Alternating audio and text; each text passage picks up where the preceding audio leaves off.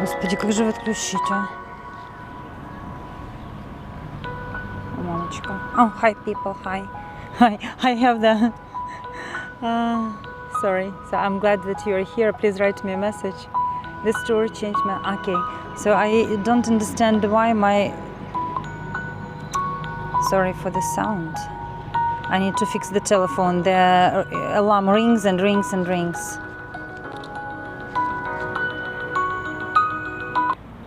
Yes, great. Thank you for joining. We will wait for a couple of moments and I will begin. I will begin in a second. Just a second. Just a second.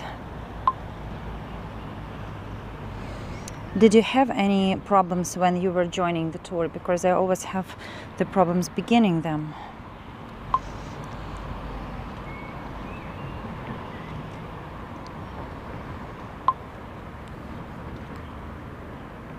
Hello, hello Claire. Hello, is this live again? Yes, this is live. This is live. I'm not showing you the pictures. This is live.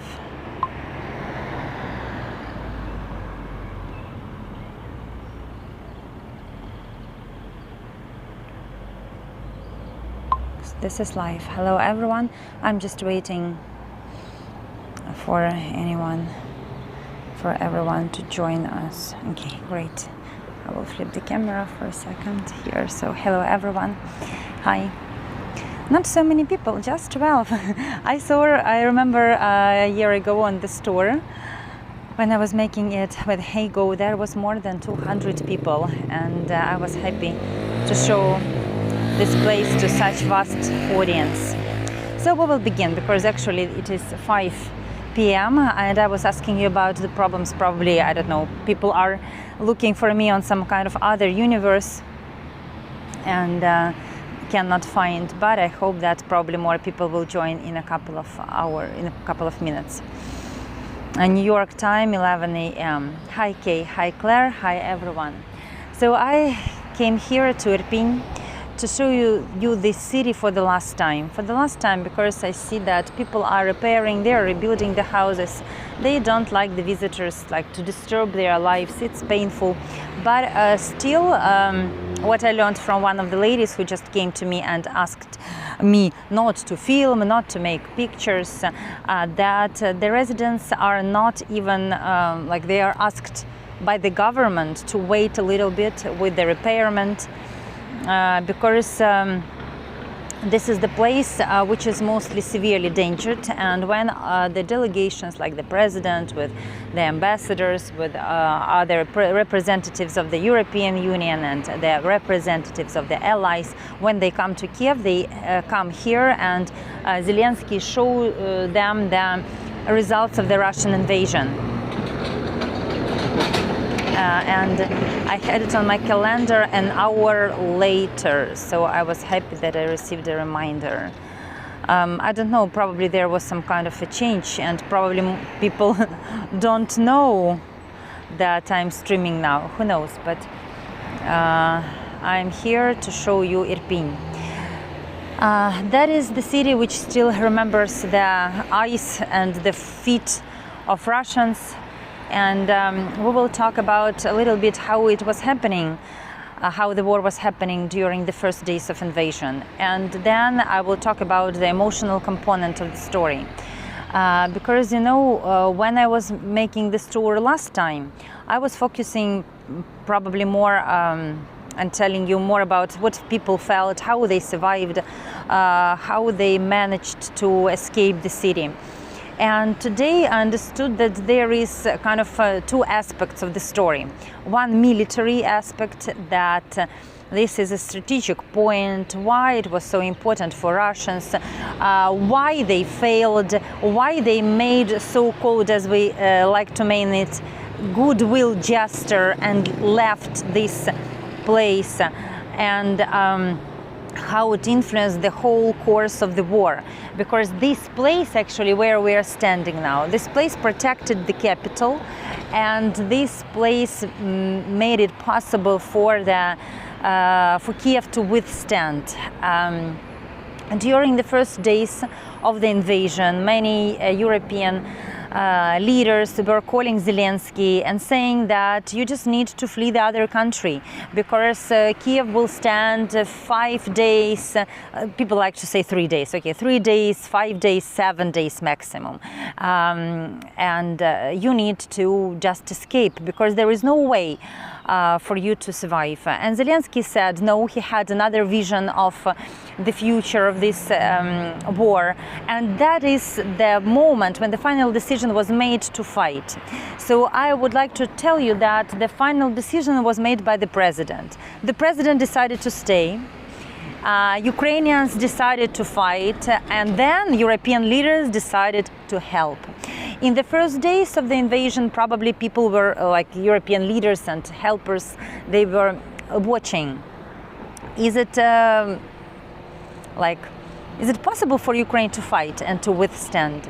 And probably they were not believing, but they didn't. I couldn't say they didn't believe in Ukrainians, but there was an idea that Putin created about his army, that he is so demonic, he is so great, his army is so invincible, his tanks are so powerful, so that would be just impossible for anyone to withstand Russian aggression. This image was fake, as we see now, and Ukrainians proved that with their lives, and unfortunately with this destruction that happened here. Thank you so much for joining. We are 5 minutes on the tour. Please let me know that you can hear me and see me well, and we will begin walking. Thank you for joining me today. This is a completely free tour, but if you find it valuable for you, you can tip me on PayPal and on Buy Me a Coffee platform. You can find the links in the description of the tour, and the links are in the description on my other tours. So I will be walking and I will be telling you about the things that happened here. Let's begin with this place where they were this is the trench where the soldiers were sitting. We are in Irpin, we are not in Kiev. We are in the city close to Kiev. It's actually, this is the highway which leads to Gostomel. And Gostomel was the airport, military airport with the biggest plane in the world. The name of the plane was Mria, and Russian destroyed it. When I'm showing you that way, you see that all the houses are without roofs. That was the reason the artillery was working from that side. Probably some days films, movies, I don't know, novels and scientific studies will be written about this place, and there will be the stories about courageous defenders of Ukrainian capital and of the inhabitants of Irpin, Bucha and Borodyanka. We are in Irpin now, but now we are going to talk about the small city Irpin. It is here that we are standing. And why it is called Irpin? Because Irpin is the name of the river. The river is here. You don't see it, but because I'm not on the riverfront, but it is very close to this house. The river gave the city this name. That is the river that was a wild river, like Ukrainian Amazon, with the overgrown reeds, with various marsh grasses. And the river was very wide, and the beautiful golden sand. I see the I will continue telling you about the golden sand and the river, but what is the problem? Why on the calendar 1 hour from now, and you received a notification? Yes, you received the alert, and that is why you joined. But what about 1 hour from here? Can someone just go to calendar and check? Is it the right timing? Please let me know. Just along, I will be guiding the tour, and you will let me know if you can. Now go to the calendar and check what it states in the calendar. In the calendar of the 4 p.m. UK time. I don't know. Is it right? No, not correct. So it's not correct. The timing is not correct in the calendar. That is why just there are 13 people. More people will join in an hour. Okay, we will make the second tour. Probably I will begin from here. Why is that? I don't know. So now, Claire, you are checking the calendar and it's showing you the time which is not correct. All the people who joined me now just joined occasionally. Okay, I will walk and I will make another tour. You can stay for 2 hours. It matters, but you know. Thank you for checking the. It's an hour. It's in an hour on the calendar, but people can watch the recording. No, people cannot watch the recording. People cannot watch the recording. People cannot watch the recording because I will make 2 tours, so they will be the same. So there is the river which is called Irpin, and it has beautiful beaches, and this city was a health resort town. Look at the pine trees around me. So these are the pine trees, and it was famous for the numerous camps, for the leisure complexes, and people wanted to buy apartments here. That was so beautiful. The air is so fresh here. We are actually standing kind of in surrounded by the pine tree forests. So that was a prestigious place. And Irpin was special. Sometimes people were calling it Ukrainian Switzerland. And the city played very important role in the defense of the Ukrainian capital over the many years, because since Kyiv was founded in 482, this place protected the capital even in ancient times, and this time in 2022, when the war began, this place stopped the enemy on the outskirts of the golden domed capital. So again, I will show you the main street. It goes here to the military airport in Gostomel, and that was a important place for the Russians to fight for, because they were hoping to conquer Kyiv from this direction. Actually, they were coming from Belarus, and they were coming from different directions, but that was one of the main, because of Mriya, the biggest airplane that was in that airport, and because of the fact that in order to defend the capital, they had to have this forepost. And people who were living here in Irpin, they had just 2 days to flee, because the war started on the 24th of February, and on the 27th of February, Russians were already here. Then our military blew up the bridges across the Irpin River. They wanted to prevent the tanks and the enemy vehicles from reaching the Kyiv. And the explosion damaged the the village and the dam. So there was a lot of water, and water flowed into the Irpin valley. And then the Russians who arrived here, they couldn't just pass the equipment. That is why this place was kind of a savior for the Kyiv.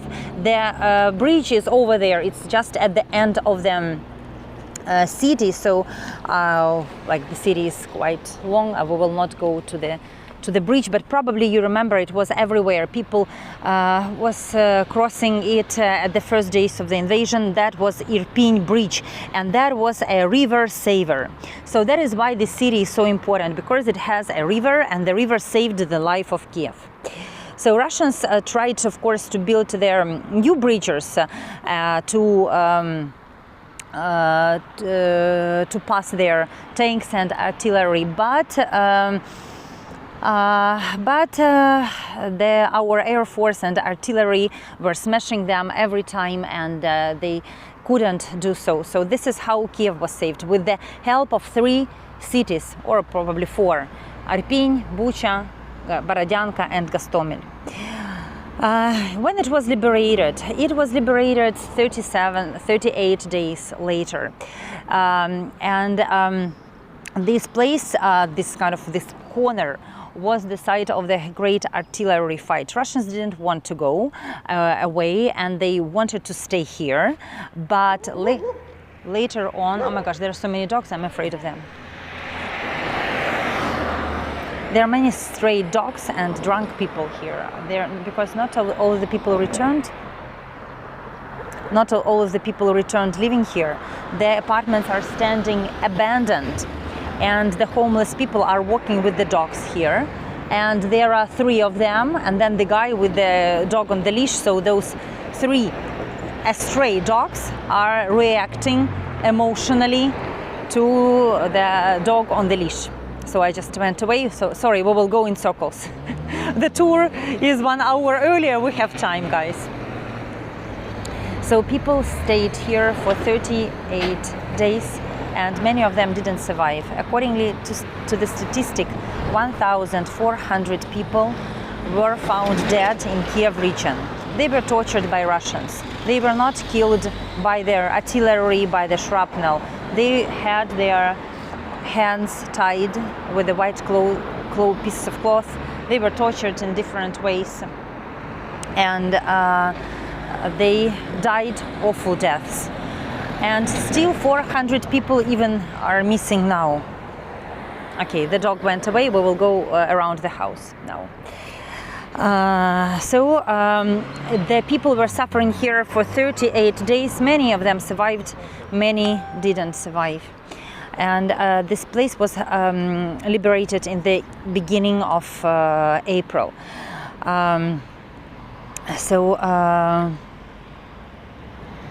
All this time, Russians were looting their local population, and they were committing awful war crimes like rapes, tortures, shootings of the people, and they killed everyone who kind of seemed suspicious to them.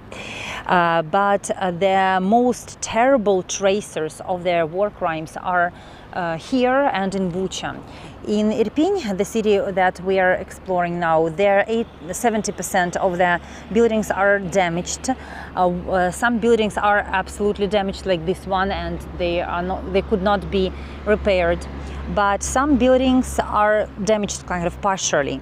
In Bucha there are less ruinations, but in Bucha more people died, and this is the place which really opened the eyes of the world to the atrocities that was happening. So the main goal of the offensive from the north was to capture the capital and to overthrow the Ukrainian government. And this is one of the cities that stopped them. Russians went to the exclusion zone in Chernobyl, and in Chernobyl they even dug the trenches in contaminated areas, and they even ate the deer. Of course, that influenced their health. They died and fell ill because the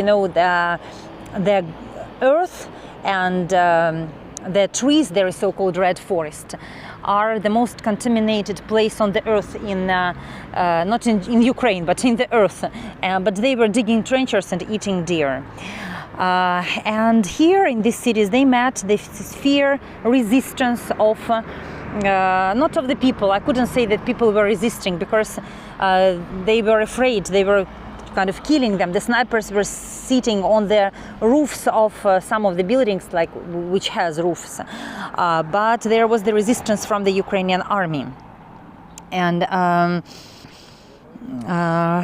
these cities, 3 cities, were named the most dangerous places in the world in April. Russians captured them and kept kind of hold them for more than a month. And they wanted to surround the capital, to siege Kiev, but Irpin, Borodyanka, Bucha and Gostomel didn't allow to do that. And it was possible for the Ukrainian armed forces to somehow to stabilize the front and to fight back. Here they, as they always do, the occupiers cut the internet, television, radio, so there was no communication, and mobile communication as well. Internet wasn't working. In the city there was no electricity, gas and water supplies. And when I was making this tour, last year I was showing you the kind of the barrels which are standing. They are not here now because it's been a year since the invasion. So there were metal barrels and people were cooking their food. You see someone covered the car. It's with the signs of bullets. And there are even cemeteries near Bucha and Irpin. There are cemeteries where there are hundreds of cars. Here in this street we can see just 2 of them because it's much cleaner. It's just absolutely different from what I have seen a year ago. And of course, nothing was working. No grocery store, supermarket. Everything was destroyed and looted, and all this was accompanied by the total terror of the local population, especially here in Irpin and in Bucha. So this car is still standing here since the last year, and you can see people are throwing the cups. And this is how the car after the shelling looks like. And many of the cars that you can see in these cemeteries, especially in the documentaries, and I will post the video that I made last year. They are kind of rusty brown cars. That is because they were burning.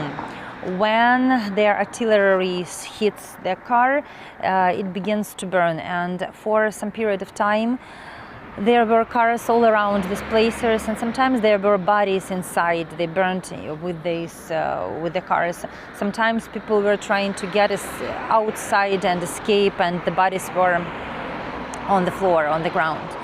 After the liberation of the city, when Zelensky came here, he saw the streets were covered by the bodies of people. Can you imagine? 400 people in Bucha were just found on the streets, and they were laying there for since March the 10th. That was identified with the help of the satellite images.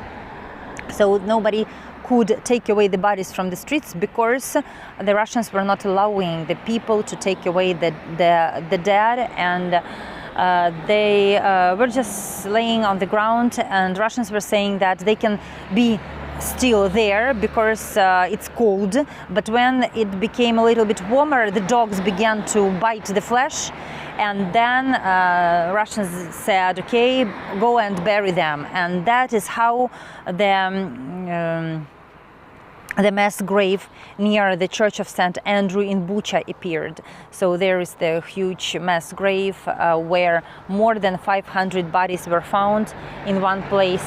That is because Russians allowed finally to take some of the bodies to St. Andrew's Church and bury them.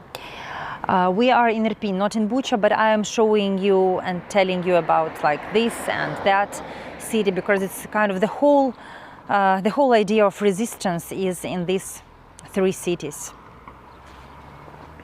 And even you see the garages in the signs of the shells. All the fences are kind of like the sieve in the bullets. The Russian military, when they occupied the territory of the city, they broke in the homes and they were searching.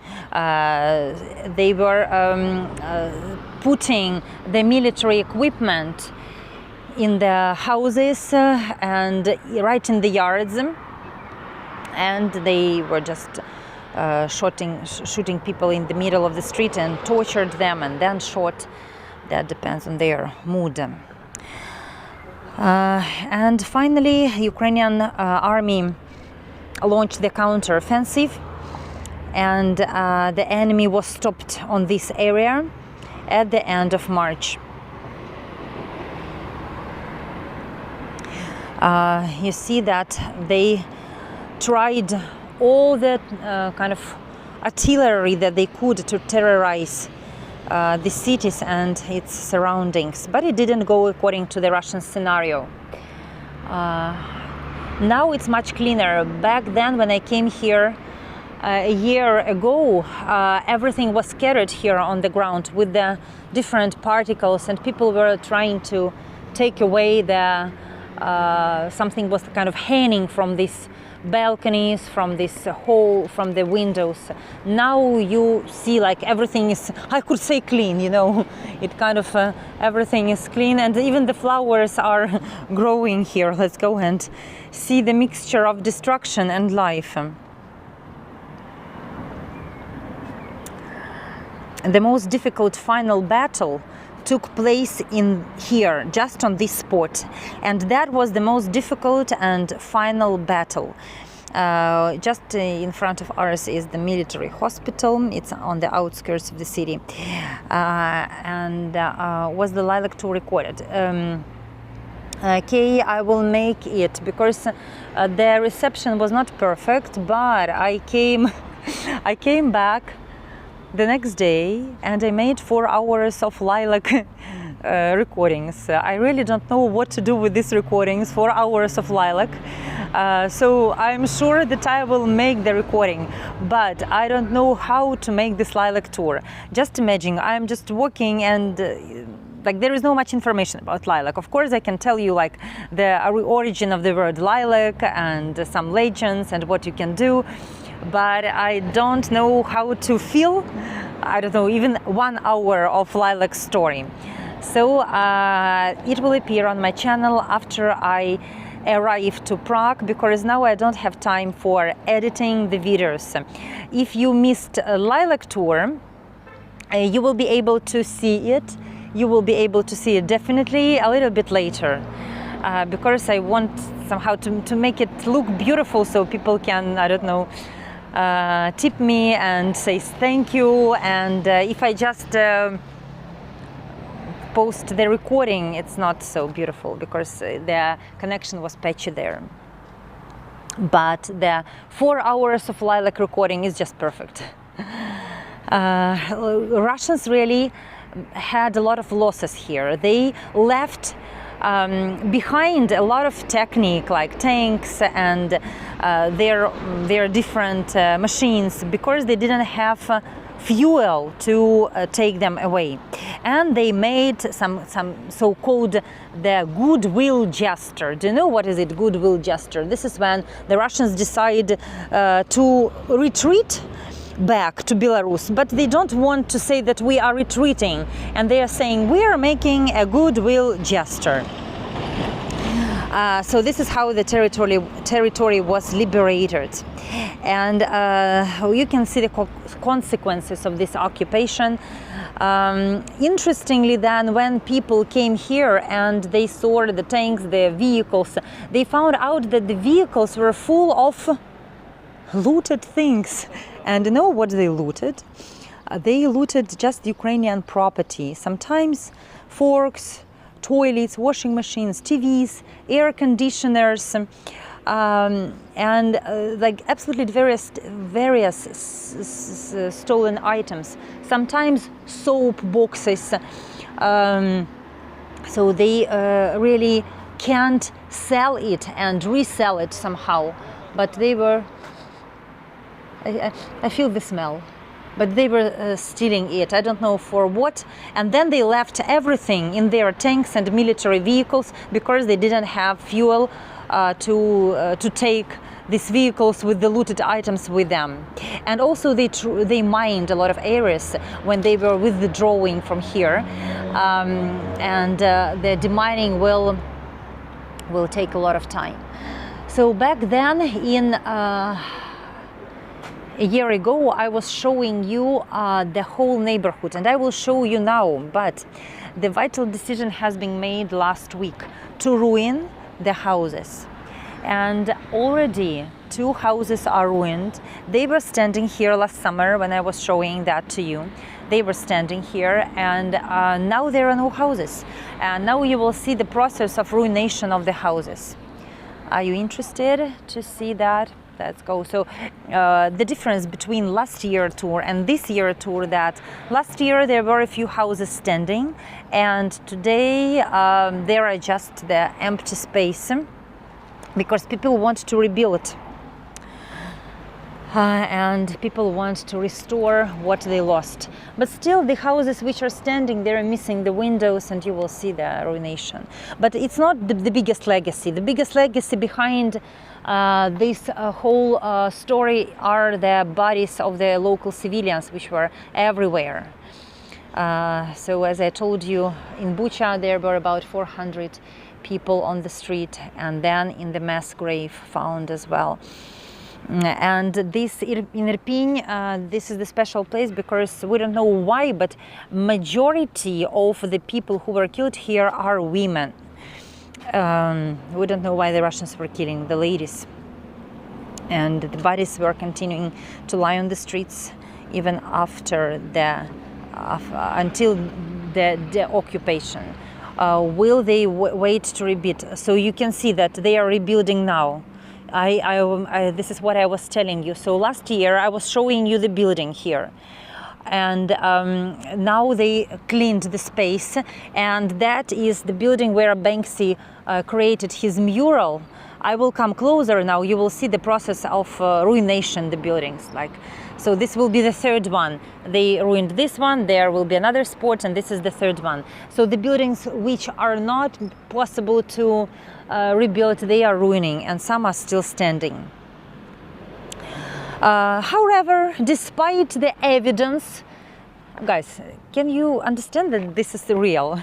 So despite all this evidence, Russians up to now, Kremlin up to now claim that it's all fake.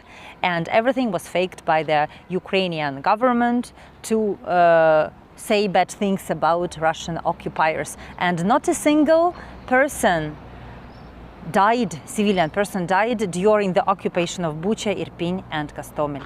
It's something that it's not possible to understand and believe. So they still claim that everything was staged, especially those people on the ground in Bucha. So that is how the building looks from this side. You see there is no roof. So as you can see, will they ever try to occupy here again? I hope not, Kay. Why is that? I'm standing here. I will tell you what I think about this. So you see, this is how the shelling looks like. It hits the ground, and there are hundreds of holes. So the people who are dying now are dying from this shrapnel. If you can you see like this holes? Can you understand and realize that this shrapnel cut the people's body like the hot knife cuts the butter? So it's absolutely not possible to escape, and they are everywhere. So that is why when we have air raid alerts, it is obligatory for the citizens of Kiev to stay inside the houses or in the bomb shelters, because the shrapnel from the rocket might kill the people. So this is the another side.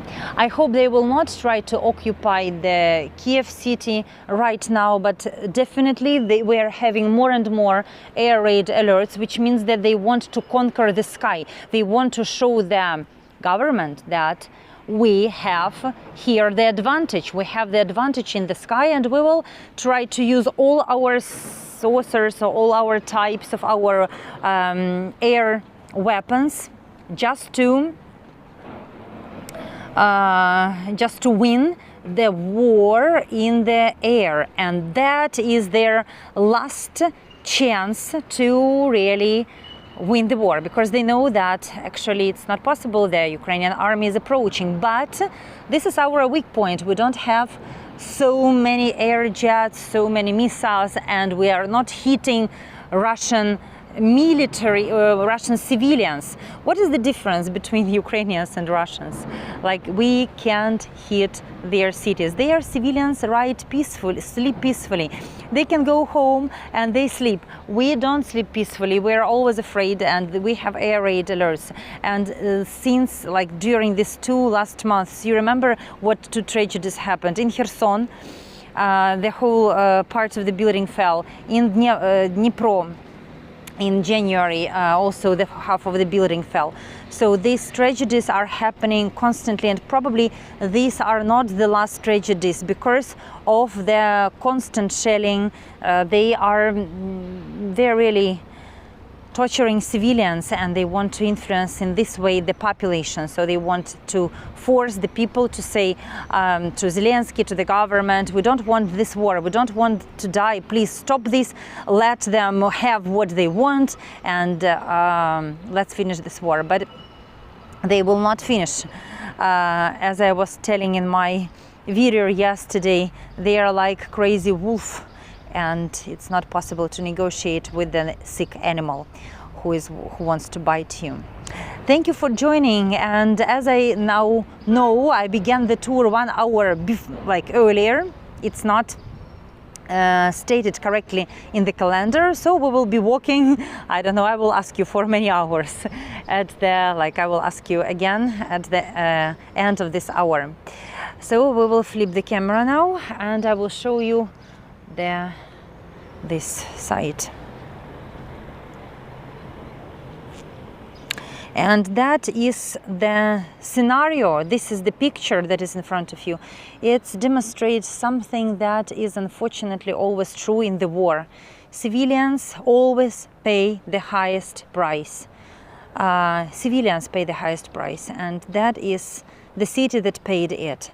These are all chilling images now, but can you imagine what power of shelling there was to destroy the whole roof? And I will hold my camera this way. Look here, what a beautiful place. Again, I will remind you that we are in the resort. That was the Ukrainian Switzerland. That was like a resort city. It was so kind of beautiful, and in front of ours is just the pine forest. But when you are walking here, you feel that it is not war. These are all civilian buildings, and it is the murder. And that is a stupid, despicable, mean attack. And the result is full of pain, tears, grief. And I don't have the words to describe what these people felt. Because when I'm sitting in my house and just hearing how the air defense system is working in Kiev. Just a second.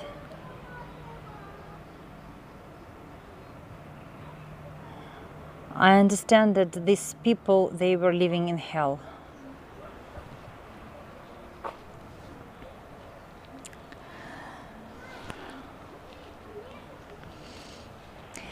Even now, this is the tactics of Russia. They are trying to deliberately and consistently bomb civilians, and this is causing a lot of ruinations and a lot of deaths among the civilian population. And that is why sometimes you can find the hashtag Russia is a terrorist state, because they constantly terrorize and abuses the local population. Even now we can't sleep properly. I am not sleeping for several days properly. Just 2 hours of sleep is not enough at all to recharge and to work. Because when there are air raid alerts, I have to run to the bomb shelter and stay there, then back home. So it's very difficult to live in Kiev now. And when some people are saying that you are living in Kiev, it's okay, you can go and live there. I always want to say that, you see, like we had this awful attack just a day ago. 7 Kinzhals were flying to one city. And it's good that we have Patriot system, but if not, there would be another thousands of deaths. I will just tell you the result. The one missile like Kinzhal can destroy not just one house, it can destroy the whole neighborhood. So in case we didn't have these Patriot systems who were defending our skies, the result of the ruinations of these Kinzhals that were flying to Kiev, it would be devastating. There would be or would have been thousands of deaths. And just thanks to our air defense system and thanks to this help from them allies, Western allies, it was possible to escape these ruinations and these losses. In my mind, I have questions: how many Kinzhals Russia has, and how many, I don't know, missiles for Patriot we have to still protect our sky.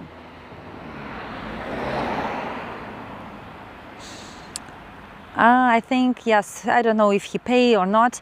When I am here in Kiev, now I understand that the war will not be over until the government changes in Russia. Just when it changes, then the war will be finished.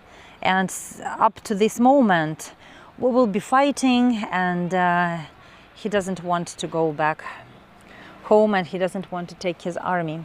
Look at the beautiful forest. There are some kind of beautiful pine trees.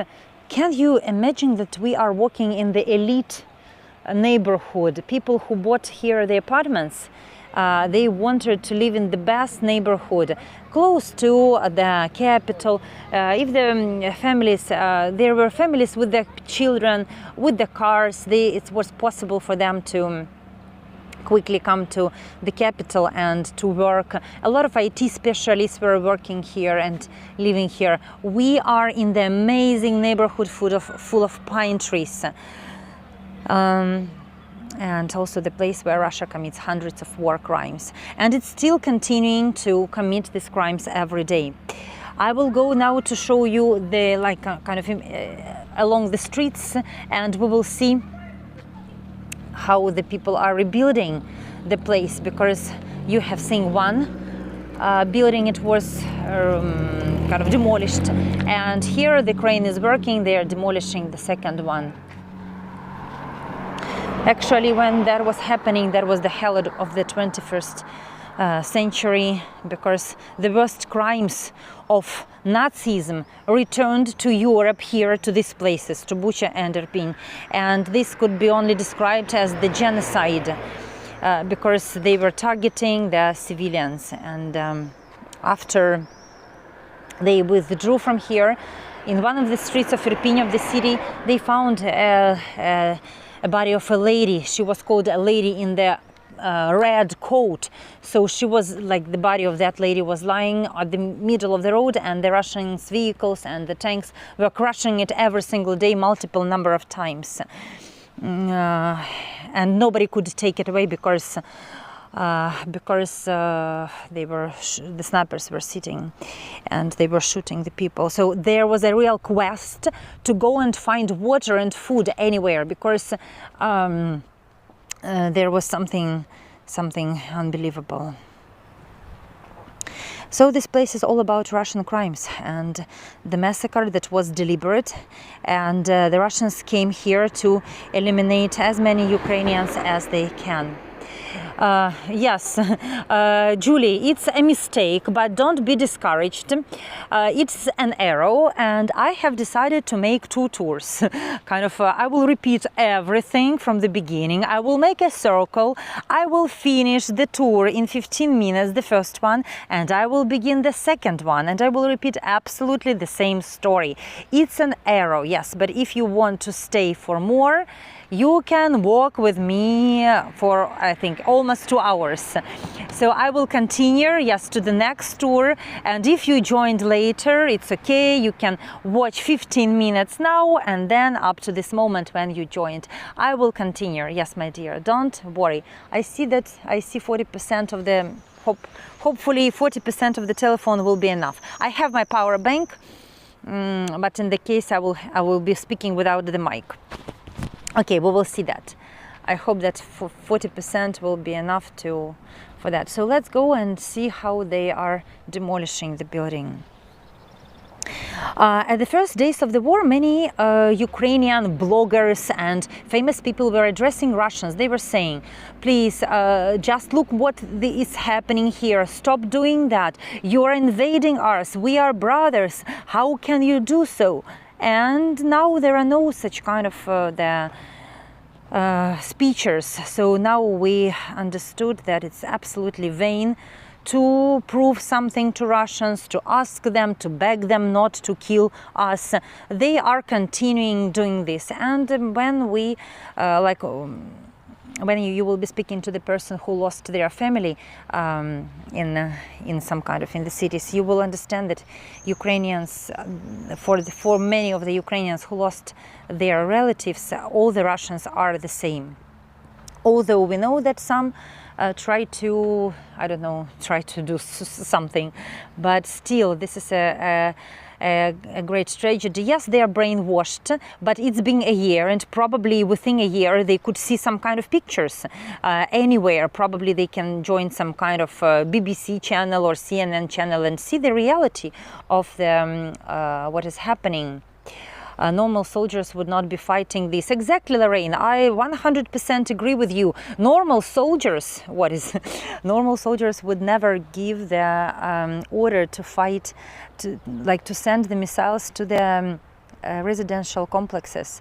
One of the very heart-wrenching video was when the missile hit Umani, and the policeman is hugging the old adult big man, and the big man who lost just a few moments ago his family. He's crying. What a soldier could give this order? And he was crying with his passionate tears for very loudly. That was very powerful video that lasted for approximately 10 seconds. It was in Ukrainian publics, and this policeman is hugging this big man who is asking one question: how can the officer give the order to send the missile to the residential complex in Umani? Officially 23 people were killed, and then more people died in the hospital, so I even don't know now the exact number of the victims. That happened when I was in Prague. I think the 3rd of April the tragedy happened. So it's the truth, but still they are giving the orders and they are making them, they're following these orders. And also here, the people who were found on the streets, they were all shot the back of the head. The people who were buried in the mass graves, and entire families were buried there. The people were shot in the cars. Yes, they were doing this, and they belong to this country which is called Russia. So you see the signs of the kind of, it's not missiles, this is artillery, from the artillery shelling on the sides of the buildings. So I will go around. This is the building where Banksy created mural. I was showing you this house. I was showing you this house in winter, but now it's under the colorful this ribbon, and it's not possible to come close. But I will come close to it from the other side. And all the people who were killed here, as I was saying, this number 1,400 and 400 are missing. They are all civilians, because they were wearing civilian clothes, winter jackets, jeans, sneakers, boots. They were trying to escape. There are many tragic stories of the people who survived, but the teenagers lost their limbs, and now they are in different European countries trying to recover from that. But they were still, for example, there is a lady, how is the name of the girl? One lady from, one girl, she was 11 years old, from Bucha, and she lost her arm. So when Russians were shooting the car, they killed her mom, and she was able to jump out from the car, and her arm was hit. Her father saved her life, took her to hospital, but they had to ampute her arm to save her life. And they were shooting deliberately, like the girl is running away, the girl who is just 11 years old, and they're shooting. And so many people were killed just deliberately. This is the problem. This is the problem what we saw, and this is the problem why we cannot negotiate with them. This is what Zelensky is trying to prove, and the information that he's trying to bring to all the European leaders, that it's not possible to negotiate and to tell them something, because they're killing just deliberately, wanting to eliminate their nation.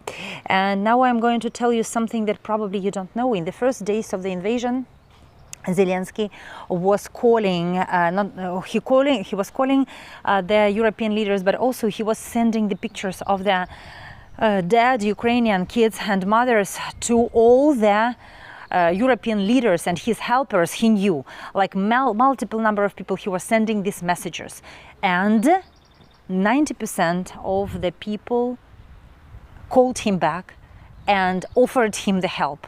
These are images that were not, that we couldn't forget. And Zelensky made this step. At first, he tried to, at first he stayed, and he made this decision to fight.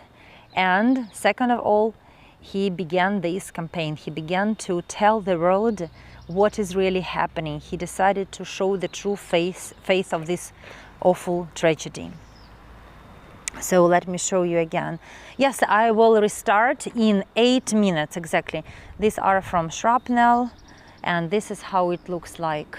You see now, we are in one of the courtyards that is now, they are ruining the house here. And when the people saw, like, he was writing the messages for them. This is the picture of Ukrainian kids and their moms who are dying for the European values. And those were the images that proved to the European leaders the fact that Ukrainians are fighting, and that they began to send their help, and they began to talk, and they began to act. And now I think that international law can't be just the passive, I don't know, I would say, watcher or spectator. The world needs to move and to bring Putin and those who are giving the orders and those who are fulfilling the orders of making this to our cities. We need to insist on the accountability, and that should be the solidarity, not just one, like one Ukraine is asking for to bring Putin to Hague, but the whole world should do so, and that should be the new way of the history. Because you know how the Russians are fighting? They are fighting with the 19th century ideas that the country can invade the other country and it's okay. We will take the land and we will do what we want. We are Russia. We are great. We are a great empire. We need more lands, and we need to establish our wonderful laws everywhere. Why Ukraine wants to be a European country with its own European values? We will tell Ukraine how to act and where to watch. Then Ukrainians say no. But this is the price of this no. Yes, they can sleep at night. They can sleep at night. I think that they really probably don't care. I don't know. I don't have the answer to that question. And now I will show you the interesting phrase, if you know it. So this is the car. One of the cars that is shot here. So that's what they were doing with the cars of the civilians. So why it's standing here? Because someone was trying to flee from that place, and there were hundreds of such cars in the streets of Irpin and Bucha. Now there is just one because probably nobody wants to take it away, but there were hundreds of them and people were escaping, and there was no chance for them to escape because they made the decision quite late. Okay, are there people who knows Russian? Let's read. Let's read. Okay. Do you know what's written here? It's in Ukrainian and in Russian, kind of. Putin is a bad person, but using a very curse words. Many of the soldiers are paid mercenaries and ex-prisoners. That's true, not many, like really. The vast majority of them are ex-prisoners and people who had this crime history before. Prisoners who will be free when they get home. Exactly, Julie, that's right. And they don't have any conscience at all, and they sleep very well. Thank you, Pat, thank you. So I began the tour 1 hour earlier. It's okay, we will begin it right now, the other once again.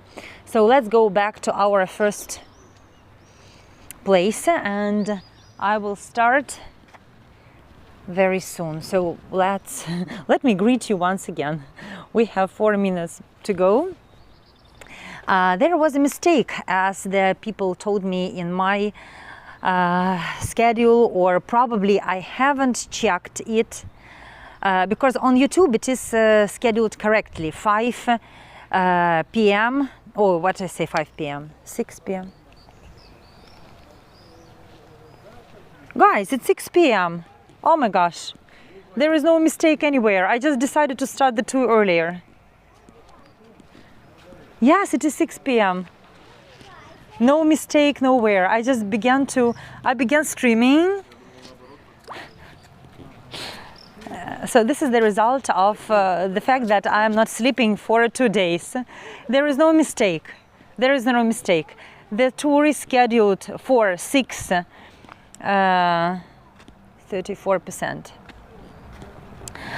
Is scheduled for 6 p.m. and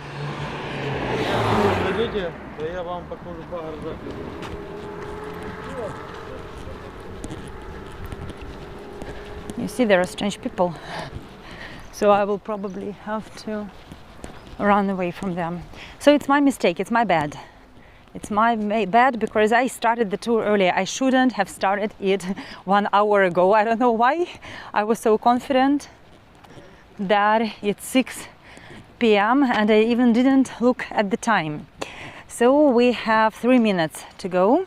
Yes, as I told you, there are stray dogs and very strange people all around me. Thank you so much for spending this hour with me. Now we will begin from the beginning, and sorry, but you will hear the same information. I will be telling you again about the invasion and Irpin River and how it all started. And before that, probably I will have to open my backpack. You will wait for 1 minute, and I will put here a little bit closer my my power bank, because I see there are 30%, and I'm not sure it will work up to the end of the tour on the 30%. Yes, you see, there were 2 drunk men. They wanted to give me unsolicited advice, and I was running away from them. Welcome everyone again. This is the tour in Irpin city, the city that suffered the most, or was among the most kind of damaged cities during the battle for Kyiv. And we are going to start the tour in probably 2 minutes. I will reach the place where I'm supposed to start it, and we will start it. Welcome everyone who joined me now.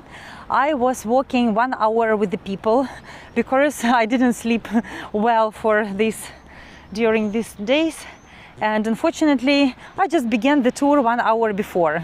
Sorry for that. It's just my invention and my idea and my mistake. So this tour is completely free. If you enjoy it, if you find it valuable, you are welcome to leave me a tip on Buy Me a Coffee and PayPal, and I will be very grateful for all the donations that you are leaving to me. Thank you 1,000 times for your help, donations, but most of all, thank you for the fact that you keep joining me. How did people know to show up early? They just saw the notification on YouTube. You know, the YouTube shows like the red sign, red circle around my face. It means like I'm live. And they saw this notification and they joined. I made a mistake. I just began the tour earlier. So wait for me, please. I will show you like this panoramic view, if I can say so. And I will have to find in my backpack my my power bank. So in case of what, I will just use the power bank, and that's all. Okay. We will begin in 1 minute. I need to prepare for the tour again.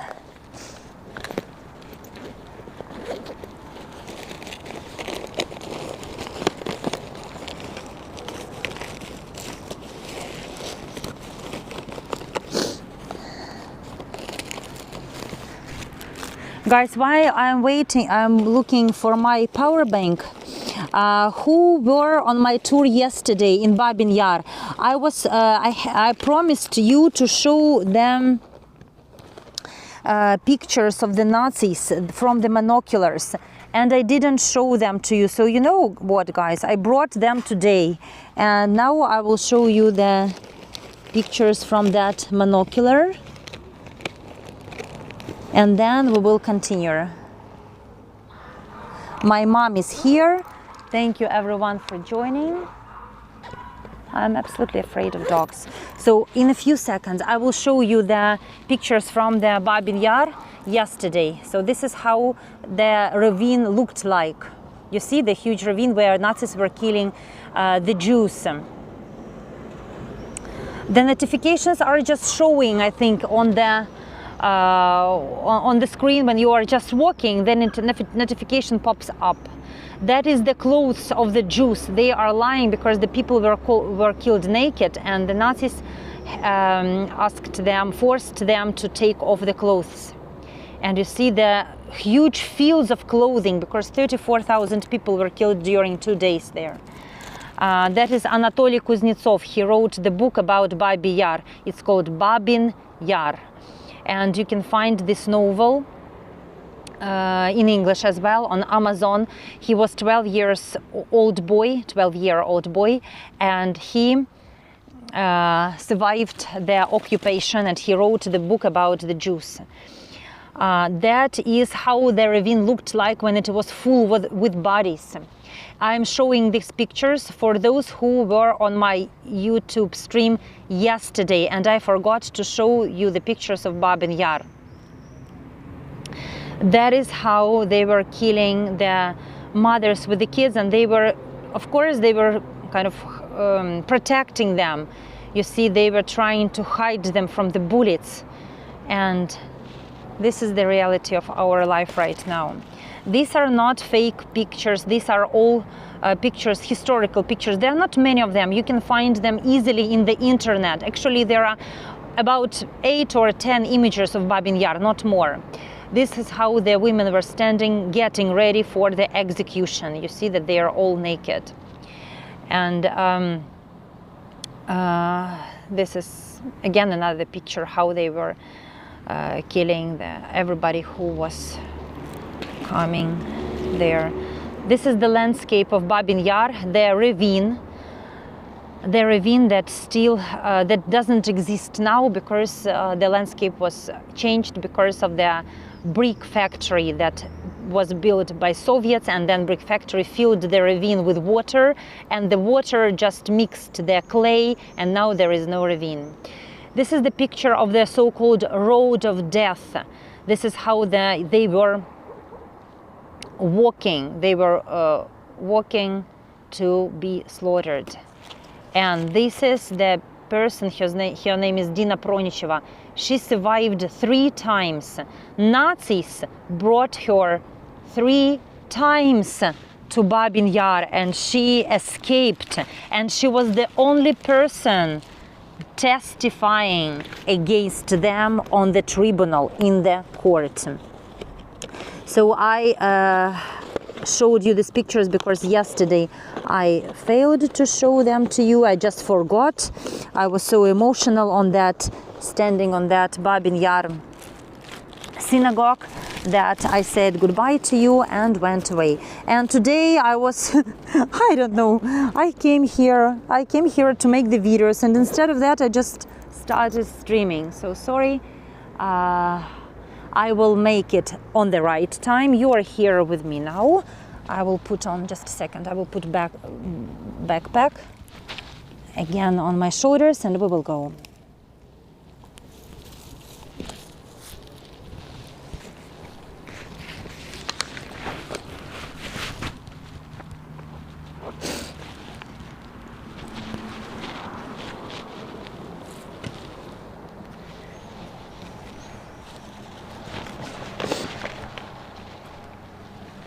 Hi guys, welcome everyone to Irpin. It's not Kiev. I'm Olga. I'm a tour guide in Kiev, Ukraine, and today I'm showing you Irpin city. This is the city that paid the highest price for the liberation of Kiev, for the Battle of Kiev, and we are going to see. No, it's private because if you are talking about Babin Yar. So as on Heygo, all the videos are made just once. These are streams, these are not videos. Then the content creator can go home and make the video public. For example, you can watch my Andrew's Descent, I made it public. Or the content creator may just keep it private. As I keep private Babin Yar, because I'm going to split it into different parts, and I will post, for example, a video about the synagogue, a video about the monument to children, a video about the Miro field. So there will be different parts. And also there is music. I'm using music, and if I make it public, YouTube will scan my video and it will block me, I don't know, in a day or in 2 days, because when I'm playing the songs for you, it means like I have to have a license for them. And yesterday I was playing the Jewish song for you, so I'm afraid to open the access to the public for these tours, and not all of the guides let the access to the tours, because you know, we have to work somehow. And if I make the tour, let's say about, I don't know, something about Babin Yar, and then I will make it, I don't know, in a month, who will watch it? Because you have this this kind of replay, recap on YouTube, on the live streams. So so if I just subscribe to Marvelous.kyiv, there will be access to whatever gets made public. Yes, you will have access to everything except 2 videos. And I'm not the kind of greedy guide. I would open them for you, but I'm afraid of the strike. I'm afraid that YouTube will hit a strike for me because of the music. So I was using the music during the tours, and that is why I'm afraid to post and to make them public. But don't be discouraged. I will post everything in better quality. For example, we saw the lilac forest. It is unavailable. But in a month, for example, I will issue a professional video, kind of professional, as I can make it professional video about the lilac forest, and you will see everything, but in a better quality, without this streaming effects. Click the bell to make it sure. Yes, you need to click the bell, and then you will see notifications. You will get notifications about the streams. Link on Voyager group posted, not working. Oh my gosh, so many things are happening today. The link to this tour is not working. I don't know what is happening. Please check my link, someone. Is it working or not? And I will begin the tour because it's really late. So here we are again. My name is Olga, you know, and we are beginning the tour in Irpin, the second one, because of these missile attacks. Olga didn't sleep enough and began the tour one earlier before, so we will have 2 tours. Probably I will have double tips, who knows. But I'm happy that I see more people than before. There are 25 people on board, and we are in Irpin. That is a very moving tour. It's all about the destructions, about the price that we paid for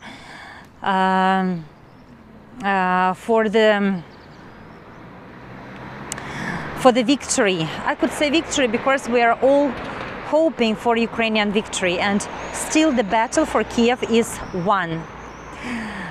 We won this battle for Kyiv, and what it meant? It means that our president is alive, and the allies and the Western partners saw that Ukrainians are fighting, and it is possible to give them equipment, to help them, and to fight together for the democratic values of the world. Okay. Now everything is working. So thank you for tipping. Thank you for being with me today. I am starting my second tour at the same place. That is Irpin, and that is actually the city which is standing on the highway. That is the very edge of the city. It is in the forest, and probably someday people will make movies and write books about this place, and the people will make some kind of scientific researchers about this war. But now this is the place where we are speaking about courageous defenders of Kyiv and the tragic fate of inhabitants of Irpin, Bucha and Borodyanka. People are still living here. They are trying to fix everything. We will walk around the neighborhood, and I will show you how the buildings are demolished and they are rebuilding everything. But now we are going to talk about the name of the city and the price that it paid. So that was the price of the Ukrainian capital, because it's the highway that leads to the Gostomel airport, the place where the Mriya, the biggest airplane, is kind of kept, and the Russians ruined it. And it's named Irpin because we have a river here. The name of the river is Irpin, and this is like the river that gave the city its name. It was a very wide river. We call it Amazon of Kyiv, and because why it was Amazon? Because it had the lush greenery, overgrown reeds, various grasses, and the river was wide. And there are quite close to here, there are white and wide sandy beaches. And that was not a city, that was a health resort. It is famous for numerous children camps. I will stand here on this observation platform, and you will see the pine forest here.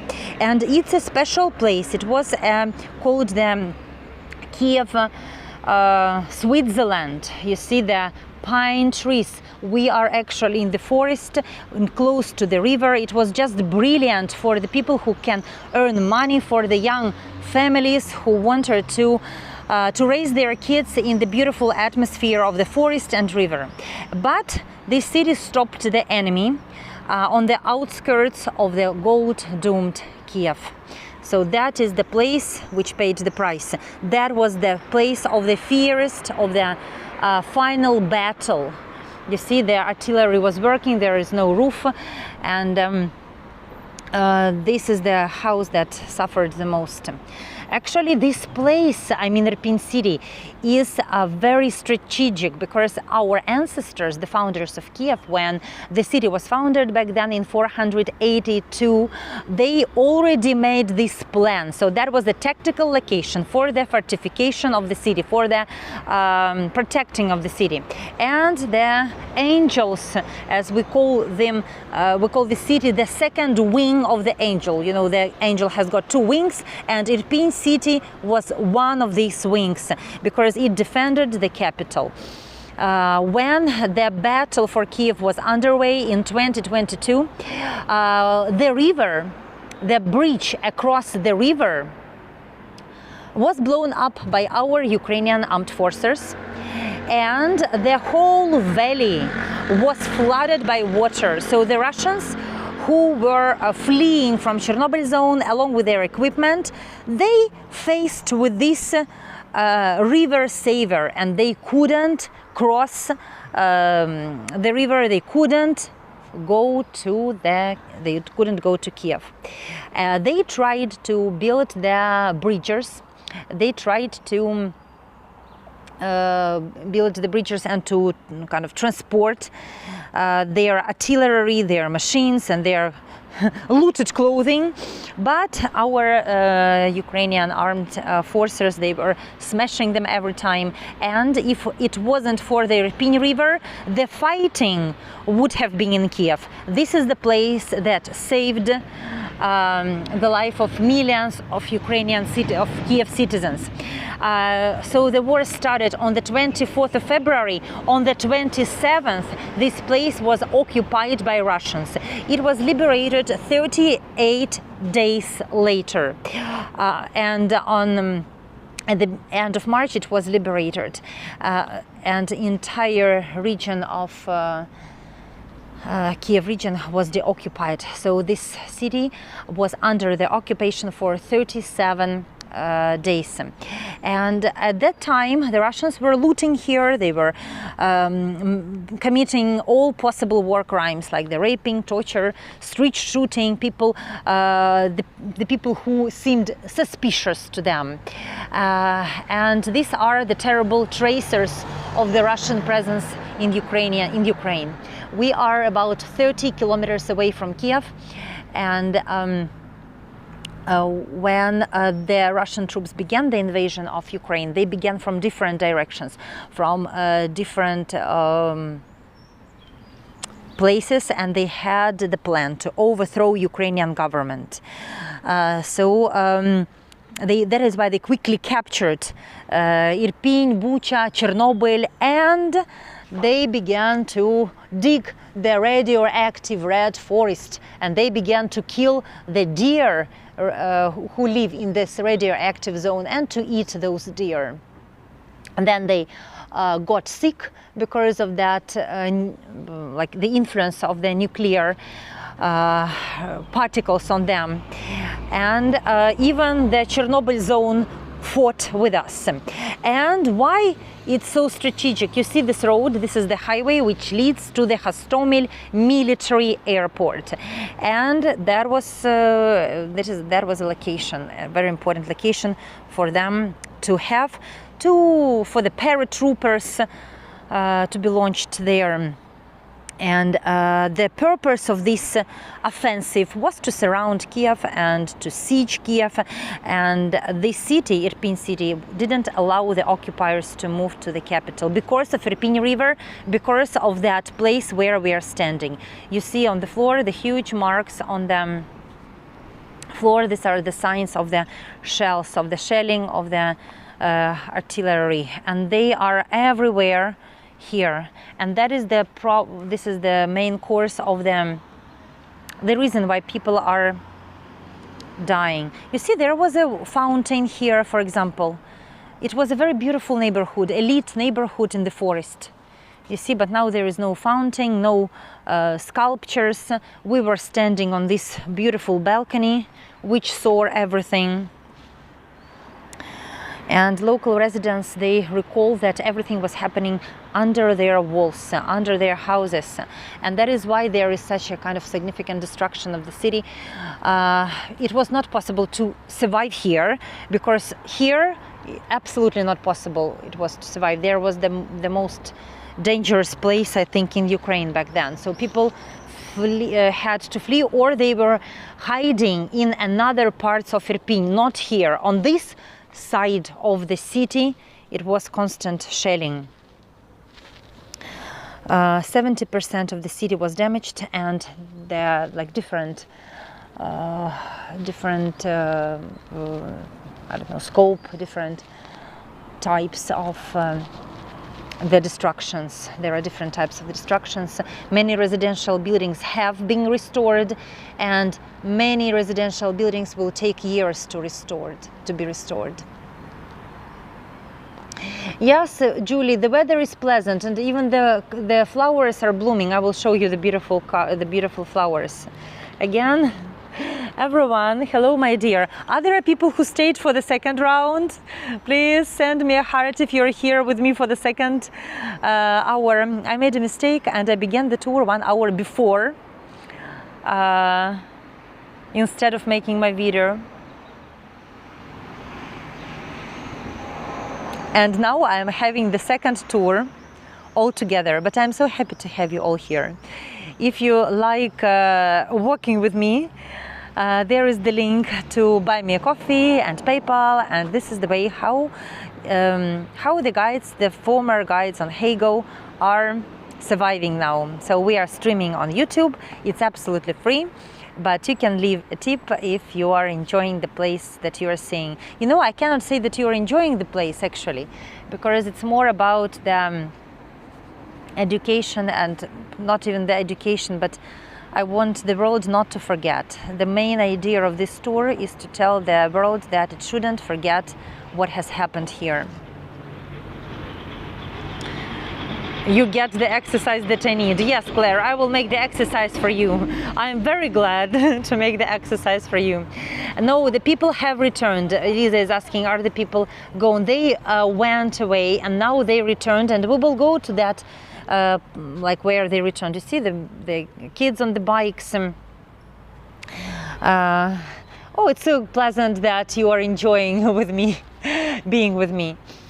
So when the Russians captured the Irpin city, they immediately cut off access to the internet, TV, radio, mobile communication. No internet was working because the local residents couldn't communicate with each other. There was no electricity, gas, water supplies. People were cooking everything on the stoves, just on the streets, and that was dangerous because if what to cook, you had to have something to cook from, water and food. So people were trying to go out searching for food, and they couldn't find that food because everything was closed. The supermarket were looted and ruined, and they were shot. So many of people died just on the streets because they were looking for food and water, and at this moment the Russian snipers just shoot them. All this was accompanied by the total terror of the local population, and especially in Bucha. In Irpin here we see a lot of ruinations, but here less people suffered, not so many people were killed. But in this neighboring city, 400 people were just found on the streets and another 400 in the mass grave. Altogether in Kyiv region, in all these cities that I mentioned to you, Bucha, Borodyanka, Irpin, Gostomel, about 1,400 people died and 400 are still missing. Actually, people still have a little bit of hope to find them, but I'm not sure. This was a posh restaurant, so what I'm showing you, that was a restaurant. And then the Ukrainian troops launched their counteroffensive, and they liberated this place in 30 days. The enemy was stopped here in this area, and then they began to retreat to Belarus, and they call it the gesture of the goodwill. It means that the Russians can't, they don't want to admit that they are losing, and they are saying, okay, we will go back to Belarus. And this is the act of goodwill. I'm afraid to go down because you see how these bricks are hanging. So I'd better go out from here. So everything is hanging and moving on the wind.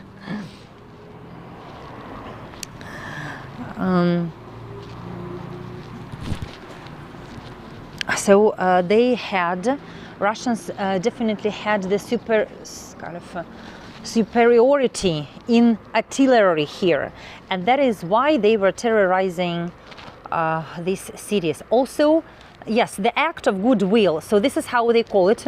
You have never called it? So it's in all the publics and the news. For example, it's kind of a joke. Russians are making the act of goodwill, and they are going, like, they are leaving Kherson. It means that they are leaving the city because the Ukrainian armed forces are kicking them out, and they say, no, we are so kind, we are making for you the act of goodwill. So this was the act of goodwill when they left this territory at the end of March. But actually, of course, what act of goodwill? They saw the resistance. They saw that the president didn't escape. The people went, and they are to the military officers. They got the armor. They are fighting. The president appears every single day, showing his videos to the Ukrainian nation. And I will tell you more about our president. You know, I am a great fan of Zelensky, and I like to tell you good stories about him. So when the war started, he decided to send pictures. He was sending the pictures of the killed Ukrainian kids and sometimes mothers, the ladies, to the European leaders. And he was saying in this SMS, in these messages, they are dying for the European values. And that was the moment when the European leaders began to call him back and to send some help. We are in the surroundings of Kiev. We are looking at the city that paid this price for Kiev. So this was the place of the last battle. After this battle, Irpin was liberated. The fightings went to the other side. Yes, Diana, at the beginning of the I want to say tour, at the beginning of the war, the European leaders were waiting for the outcome. Nobody was believing. Nobody believed that we will begin to fight, and nobody believed that we will that Kiev withstand 7 days. So this is the shameful decision to make a goodwill gesture. So they retreated to Belarus, and still we can see the consequences of the Russian occupation here in Kiev. Have you noticed the flowers? So I was showing you the flowers and that ruined building. So after that, Russians just left here the weapons, the armored vehicles. They left here vehicles full with the packed barrels of looted Ukrainian property. There was kind of shameful symbols of the occupation, because they looted everything: forks, spoons, broken equipment, soap boxes, cameras. They couldn't sell these items, but they were looting everything and packing in their military equipment. Why they were doing this, who knows? But probably they have never seen beautiful things and just decided to loot everything. And then they didn't have enough fuel to take everything with them. In addition to that, they mined these areas and these streets as well. When I was making the tour here last year, I was afraid to step on the booby traps, because this region was heavily mined. And the demining is still going on.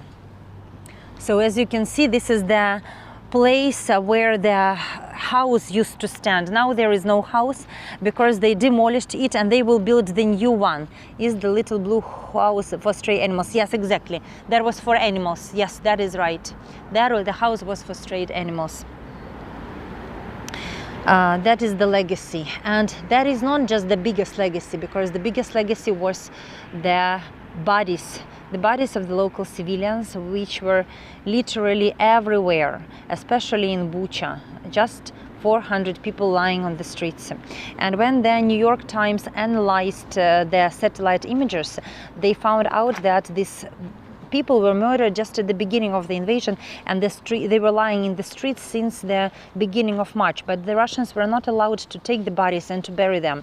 They said to the locals that it's cold enough, the bodies will not rot. But then it became warmer, and the dogs began to eat the flesh, to bite the flesh, and then they allowed to make the mass grave, which is the this mass grave is famous all over the world. It was in Bucha, not here, but close to this place. That is the other side of this building. So as you see, 3 buildings have already been demolished, and people will rebuild them because they want to live somewhere. And I don't know who is funding this kind of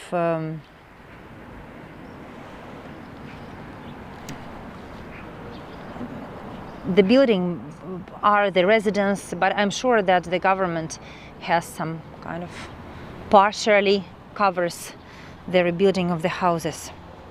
However, despite all this obvious evidence, the Russian authority still they still don't accept these facts and these crimes, and many things were recorded by the international journalists, and Moscow still continues to deny everything. So according to the Kremlin, not a single resident was injured during the battle for Kiev, and all the photos, all the videos, all the footage from Irpin and Bucha, they are production of Kiev regime, and Kiev just invented these pictures for the Western media to get more equipment. But as you can see, the shelling is real and it's not staged at all. And of course, the people who were lying on the streets, they were not staged. The facts show us different things. It's really the horrific scenario of what happened here, and unfortunately the civilians always paying the highest price. Yes, Russia should be refunding the country, but it will take time, and I'm not sure that the people who need to live now, they really need a shelter now, they will wait until the victory, then the tribunal, then the reparations, and then the money. I think that these people will just become old because the war is still going on, it hasn't won, and I'm just, yes, this is what I'm doing. I'm showing you the truth, and I'm telling you that it is not staged. That is why I'm taking you to Irpin. It's a small town near the Kiev, and you can see the chilling images of the Russian occupation. That is the result why, like, they were staying here for 38 days, and all these consequences of their presence in the city. It's not war, it's just murder of the civilians, stupid, despicable, and mean. It left our people with a lot of pain and a lot of grief, a lot of tears, and sometimes no tears, because when people are saying that, like, some people lost all their families, they don't have tears to cry. Look here, we are standing just in the middle of the forest. Again, that was the most beautiful, beautiful neighborhood in the Kiev region. Oh, it's interesting, you're fundraising for the animals. Good to know. So as you see, Russia is lying when they are telling that they are targeting only military facilities. They are deliberately and constantly bombing civilian infrastructure to to force the Ukrainians to ask Zelensky to surrender. This is their idea, and they will continue to do so, because now we had massive attacks, and these attacks will be repeated again. This is their new tactics.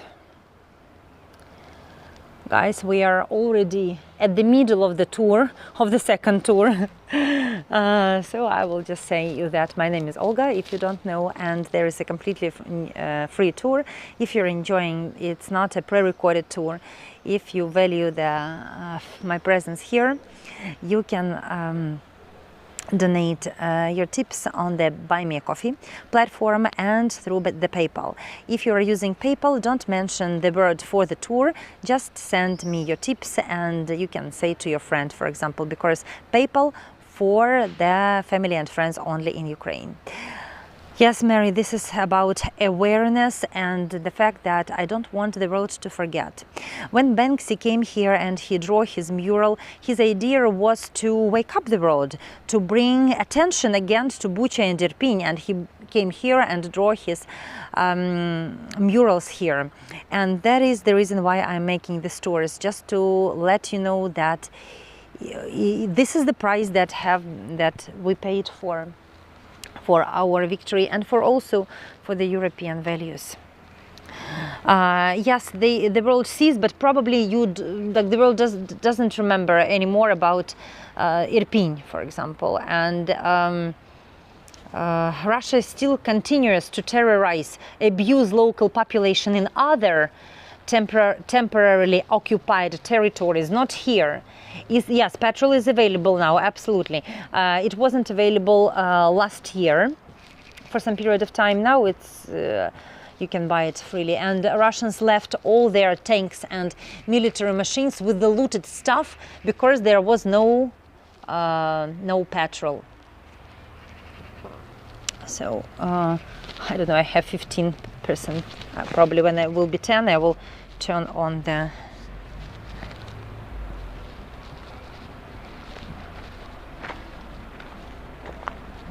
So now I'm using the mic, and in probably 10 minutes to say my goodbyes, I will turn on power bank.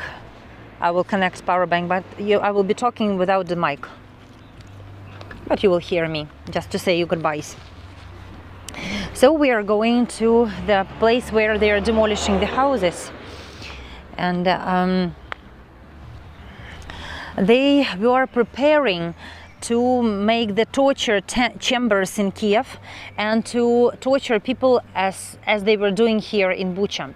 And you know, yes, the children are living here. A lot of children are living here.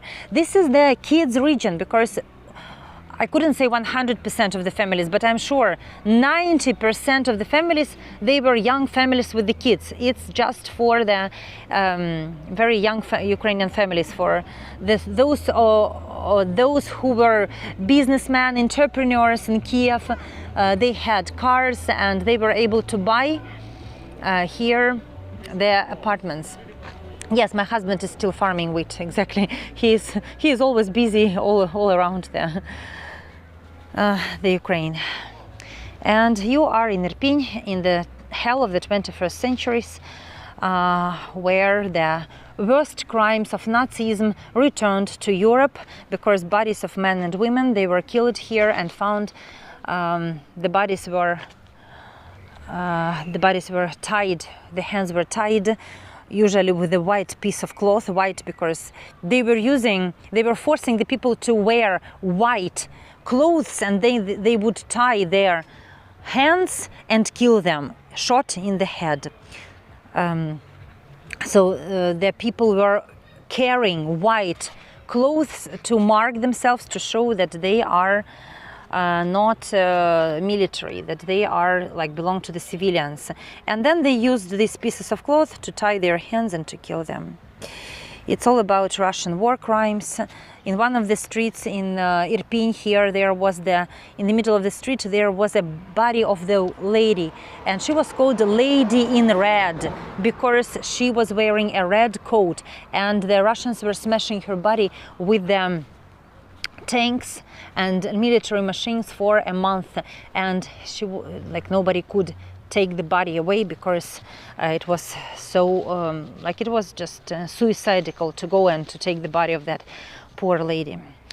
Mass graves were found in the cities, in these cities, in courtyards, especially in Bucha, people were burying their relatives. For example, if the husband goes to find water and he was killed along the way, just around the corner, the wife would bring him to the courtyard and bury in her vegetable garden. So this is I made this interview with the lady last year, and I was making a tour in Bucha, and I was showing you cucumbers. I bought the cucumbers from that lady, and we were talking about the symbolism, like it's so strange that the woman opens the door for me, and she was telling, these are the cucumbers, like take my cucumbers. And then she told the story that her husband just went outside, and the kind Russians, as she told me, kind Russians allowed me to bury him here and to take him, because they were not allowed to leave their houses, the people, the civilians. And the kind Russian young soldier said to this lady, go and take the body of your husband. And this lady was so grateful to this young soldier. She told me that Russian kind soldier allowed me to bury my husband on my vegetable garden. Very kind Russian soldier. Very kind Russian soldier. Oh my gosh, I'm afraid of the dogs. I'm leaving from here. Sorry guys. I'm going away from the stray dog. The dog just went away from the building site.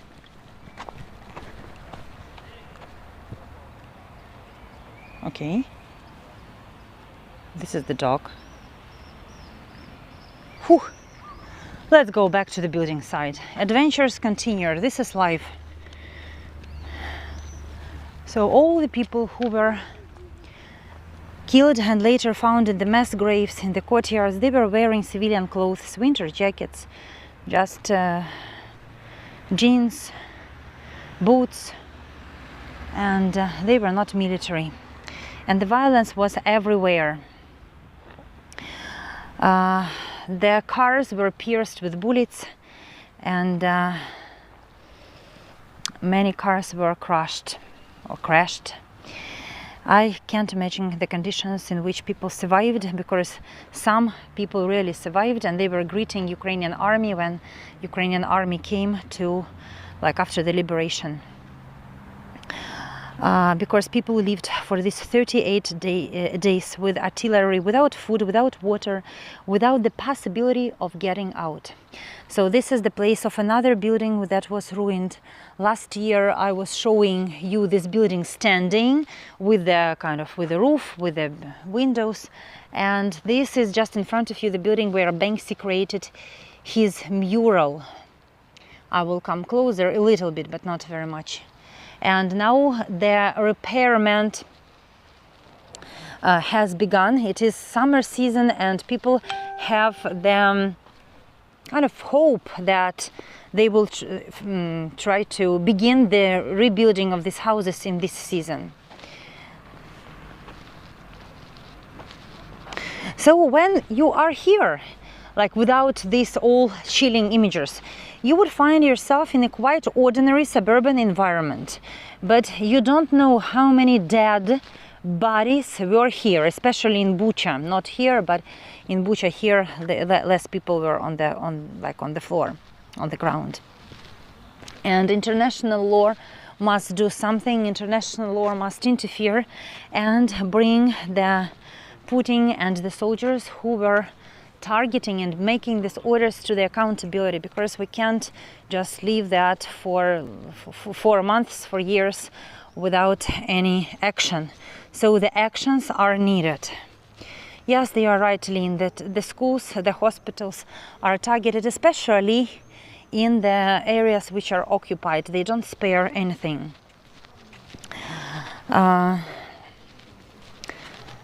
So that is not a horrendous sight now. Everywhere you can see these sites of the shrapnel and the holes from the shrapnel and from the artillery. They are everywhere. They were big, like the loopholes, like the holes. But you see, in the streets, they covered them. For example, they made a patch. No, I didn't travel here by train. I traveled here by bus. So I got to this place by bus.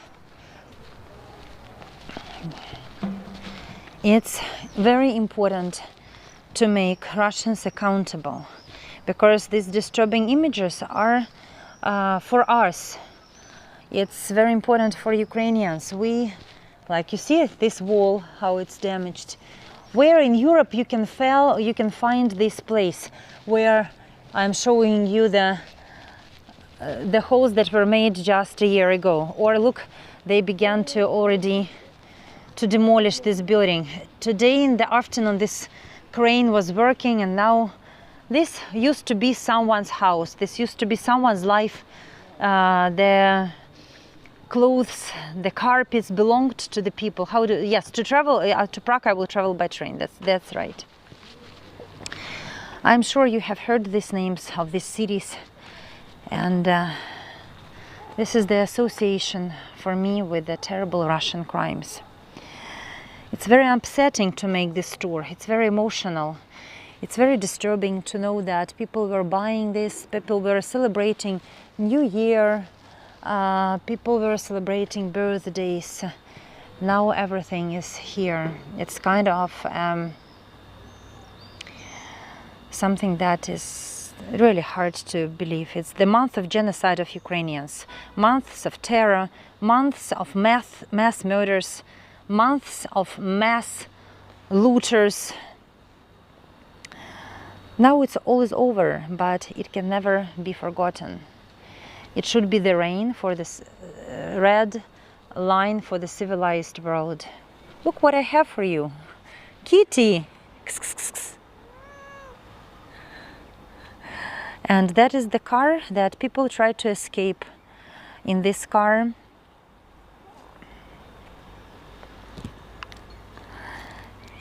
and evil must be punished.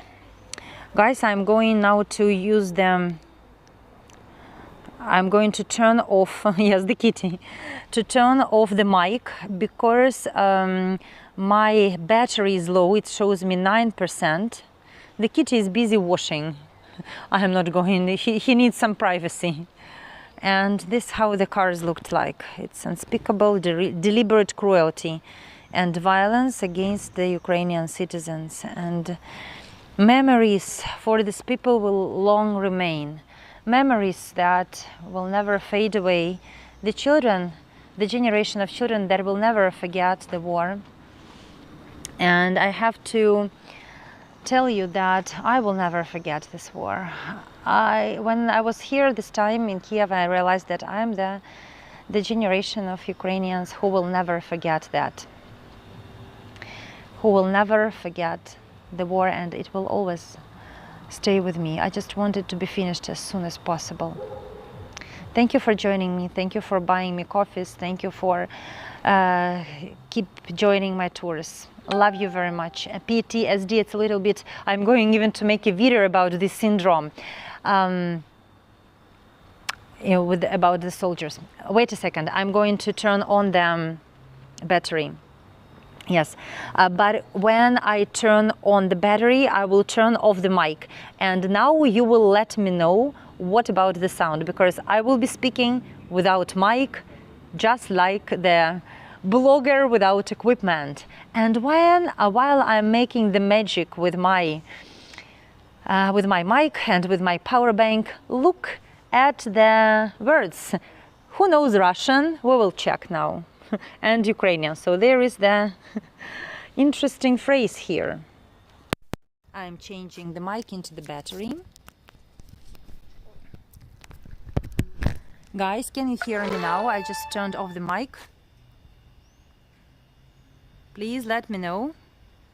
Can you hear the sound? Because I'm not using the professional mic anymore. Yes, great, you can hear me. I will try to talk a little bit kind of closer here. I will put my good. So now we are safe. I'm like using the power bank, and you can hear me but without the mic. Okay, who can read that? You can hear, okay, you can hear me, but can you read? Putin is a very bad guy, but it's cursed word. I don't want to. I don't want to read that. You know, it sounds the same in Ukrainian and in Russian. So this is how it looks like. This worry is you will make yourself a target. I will make this video private. It will not be shown. Again, I will make the parts of the video. I will show this place, but if you joined this tour, you have this exclusive right, because I'm not going to make it public. So you see, this is the part of the balcony that is missing. There are no windows, and still there is the cans standing. So people were trying to use some fruits and vegetables for a winter, keep them. So, and nobody is taking them. You see, that is the place where nobody lives. Okay, let's go. Thank you for staying with me. I'm so stupid today. I began the tour 1 hour earlier. I came here to make the videos. Instead, I made 2 tours.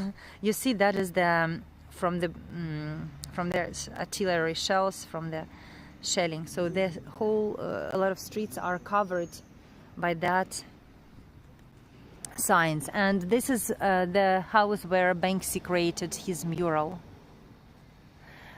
Now don't start another tour. No, I will not. Exactly, I will not. Definitely not one more tour. I'm afraid of the dogs, and I'm too tired, you know. I think that I began to speak even faster. So, according to the Russian plans, this small flourishing city, Irpin, had to be a springboard for their attack on the capital. But these cities, Irpin, Bucha, Borodyanka, Gostomel, repulsed the enemy, and the cities received revenge for this. So they paid this price. Russians deliberately destroyed the infrastructure, killed the people, and the plans that they wanted to make in the Kiev, like to build these concentration camps, they made it here. They carried the shelling where there are no military facilities. They tortured and killed civilians. They committed horrific atrocities and executed civilians and tortured people and children. And I hope that this tour helped you to understand the value of human life, how fragile it is, how everything changes. And you are right, Julie, we have to stop this war together, because Putin is absolutely, he cannot be stopped. He can be stopped, but by the whole world. This is what democratic world is. Like, you can see everything. You see, this used to be an office, for example. You can even come closer. This is someone's office. And I even can see the microwave inside, the fridge. So, for example, when the plane crashes, or when the car, the bus, something happens with the bus, there is some kind of extra driver, another driver who will lead the plane, who will lead the bus, who will make something. But in case of Russia, Putin went crazy, and who will kind of make the situation better for the people of Russia? No one. So there is no plan B. That is because they think that it's not possible to change something, anything. It's not possible to influence politics. And Russians are there. I think that they will change, but that will take time. And how many Ukrainians will die until Russians understand that they have to have the democratic elections? Do you think that the Putin is ruling for I don't know, 30 years, and these were democratic elections in Russia? No, of course. How long ago was the attack? So attack began on the 24th of February. On the 27th of February 2022, it was absolutely occupied. For 38 days, the occupation lasted, and it was liberated on the 2nd of April 2022. A year ago, on the 4th of April, Zelensky visited Irpin and Bucha, and officially Kiev region was deoccupied and the battle for Kiev was won. So that was a year ago. So a year ago it was deoccupied, but it was under occupation just for 38 days, when these horrific atrocities happened. And human rights researchers came here. They were kind of documenting everything to be able to use that in different kind of let's say, in tribunal later. Look at this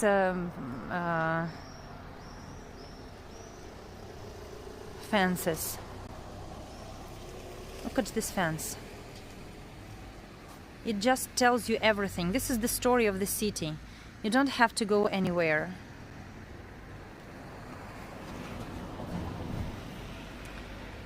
So people were going to the market, to the water, and never came back.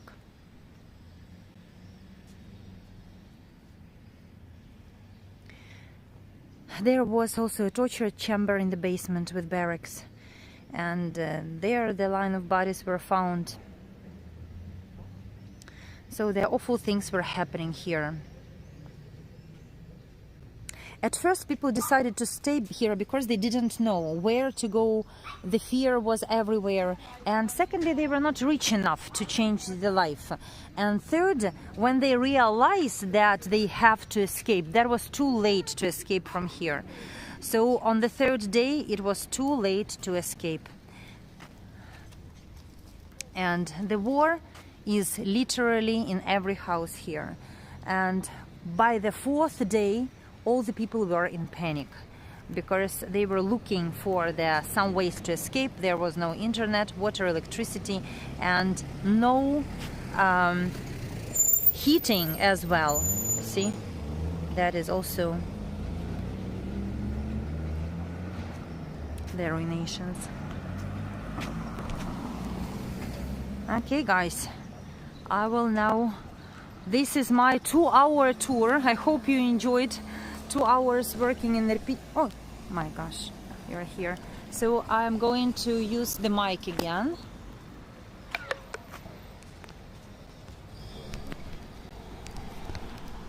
Okay, and I'm flipping the camera here. I put the mic back because there will be enough power for a couple of minutes to say my goodbyes to you. Thank you so much for joining me today. You are wonderful people who keep coming to my tours. I have a couple of tours left in Kiev. Hopefully I will not begin them 1 hour earlier as today. And now I will go around the corner and finish the building. No, probably Linda, I'm walking for 2 hours. I need to have some rest to my arm, and I will go to the bus stop alone. It's not far away, you know, you will not miss anything that much. I will walk with you a little bit further and say you my goodbyes. Thank you for always joining to me. It's so important that you want to learn more about Ukraine, and please tell your friends about the tour guide, Ukrainian tour guide Olga, and I will be very grateful. This also helps. This also helps very much. Let me show you I will cross the street and show you another building. And look how beautiful the city is. You see, it's very cozy.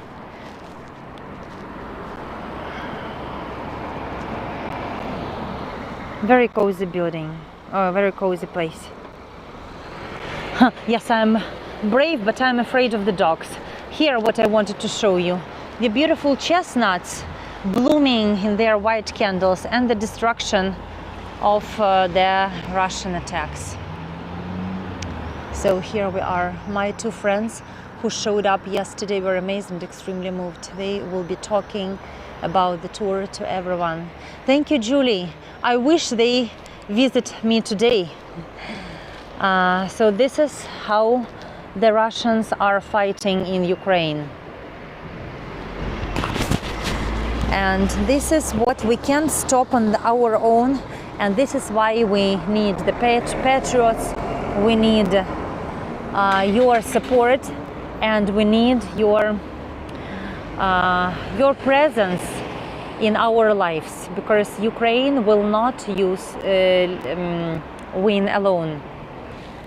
One soldier once told me that one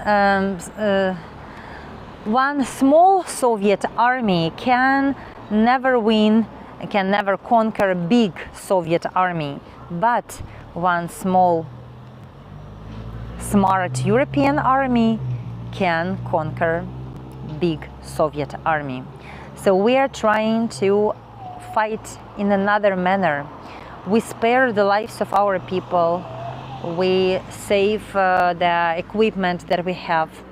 We are fighting by different methods, and we believe in our victory because we have our land to protect. Thank you for coming, and I hope that I couldn't say again that you enjoyed this tour, but you learned about what has happened here exactly a year ago, and you made your you've made your mind, and now you know more about the war in Ukraine and how it really looks like. Please come after our victory and tell about your friends. My business name is marvelous.kyiv. See you tomorrow. Goodbye. Goodbye. Thank you. I'm so tired. I'm super tired. I will just fall here under the chestnut tree, and that's all. And thank you so much for tipping. I know that many of you are supporting me today and tomorrow and yesterday, just always like friends. Thank you for supporting me. Goodbye. We made 2-hour tour. I can't imagine how these guides in Italy are making 2-hour tour. How they're making that? It's just impossible. Goodbye. Goodbye, my dear. Goodbye.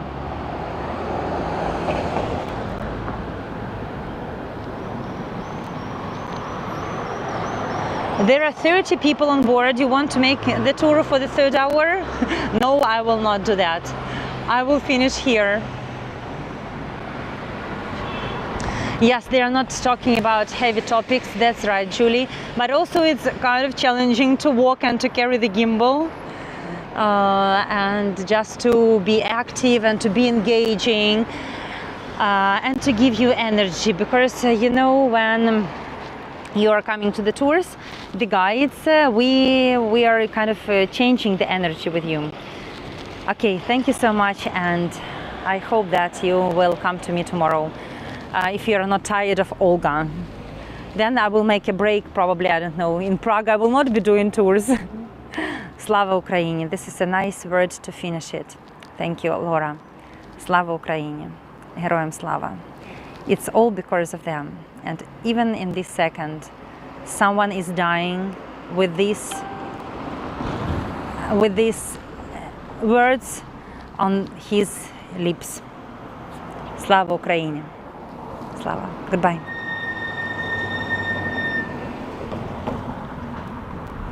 Слава Україні, героям слава!